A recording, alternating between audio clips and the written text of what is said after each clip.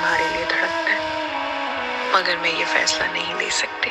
देखो एनी, अफान इतना अच्छा लड़का है, अगर वो खुद राजी है तो तुम्हें इस पे क्या एतराज है? मुझे यकीन नहीं हो रहा, तुम उस बेवा और एक बच्चे की माँ में दिलचस्पी ले रहे हो। देखो, मुझे तुम्हें यकीन दिलाना भी नहीं है। तुम्हारी गोद में मुझे शहरयार का बच्चा चाहिए, और उस बच्चे की माँ तुम होगी या कोई और। मैंने इसी तरह से बात की है ताकि एनी कॉलेज जाने से पहले उमर को अपने पेरेंट्स के घर लेकर आती है ताकि उसे वहां छोड़ जाए। उसकी मां पूछती है कि तुम्हारे साथ अफान नहीं आया। एनी कहती है कि अफान ने क्यों आना था, तो मां कहती है कि हाँ, तुम्हारे पापा ने उसको बुलाया था, उनको कोई काम था अफान के साथ। एनी मां से पूछती है कि ऐसा कौन सी बात है जो आपने अफान से करनी है और मुझे नहीं बता सकती हैं। एनी की वालदा कहती है कि अफान बहुत अच्छा लड़का है और वह तुम्हारा हमेशा बहुत ख्याल रखेगा। एनी को माँ की बात समझ नहीं आती। वो कहती है कि आप कहना क्या चाहती हैं, खुल के कहिए। तो उसकी वालदा उसे कहती है कि उसने खुद ही तुम्हें प्रपोज किया है और वो हमेशा तुम्हारा इतना ख्याल भी रखता है। तुम्हारे आगे इतनी लंबी ज़िंदगी पड़ी है, आखिर अकेले किस तरह ये ज़िंदगी गुजारोगी। तुम्हें तो शुक्र गुजार होना चाहिए कि अफान जैसा लड़का तुम्हारी ज़िंदगी में आ रहा है। जैसे वो डट के सबके सामने तुम्हारे लिए खड़ा हो गया था, मुझे तो बहुत ही खुशी महसूस हुई थी।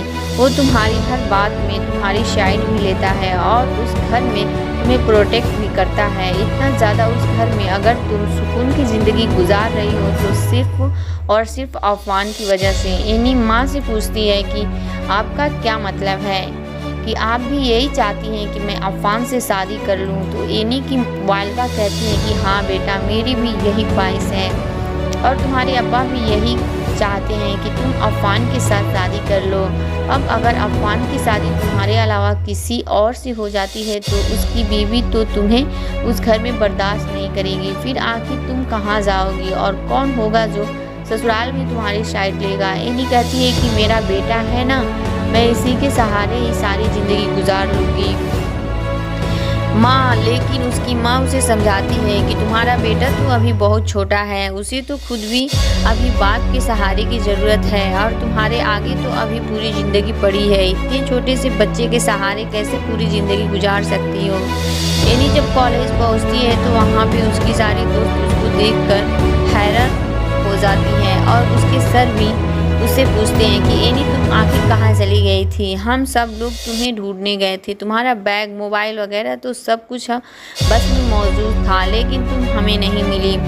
एनी कहती है कि सर मुझे नहीं पता था कि आप लोग कब कहाँ और वहाँ से निकल गए, और उसके बाद मेरा देवर वहाँ पे मुझे लेने के लिए आ गया तो मैं उसी के साथ वहाँ से चली आई। मैं बिल्कुल ठीक ठाक हूँ, लेकिन उसके सर उसको काफ़ी डांट सुना देते हैं और कहते हैं कि इतनी लापरवाही नहीं होती है, तुम्हें हमें बता के जाना चाहिए था। अब तुम कोई छोटी बच्ची तो नहीं हो कि तुम्हारा बाजू पकड़ के तुम्हें बस में बिठाया जाए। एनी अपने सर के साथ सॉरी करती है और उन्हें कहती है कि आइंदा से ऐसा बिल्कुल नहीं होगा। एनी की दोस्त तो उसे छोड़ती हैं और कहती हैं कि वाह भाई, तुम्हें तो तुम्हारा हीरो वहाँ लेने पहुँच गया और हम यहाँ बेचारे परेशान बैठे थे कि कहीं एनी के साथ कुछ गलत ना हो जाए।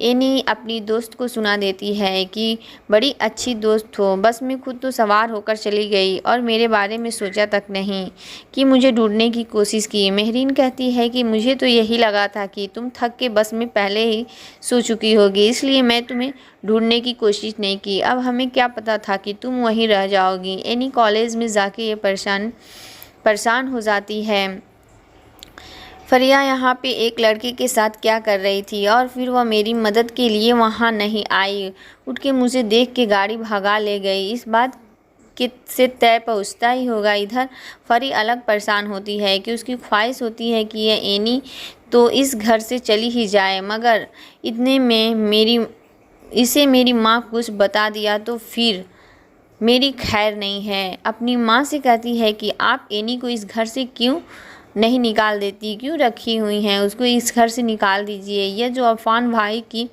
पट्टियाँ पढ़ा रही है ना, सब एनी क्या ही पढ़ा लिखा है, खुद उसके सामने भोली बन जाती है और पूछती है कि यह आप क्या कह रहे हैं, हालांकि यह सब कुछ इसी का ही सिखाया हुआ है, वो अफ़ान भाई को हमसे छीन लेगी।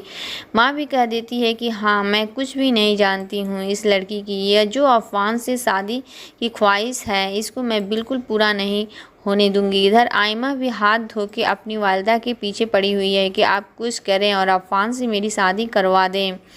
अगर अफ़ान का और मेरा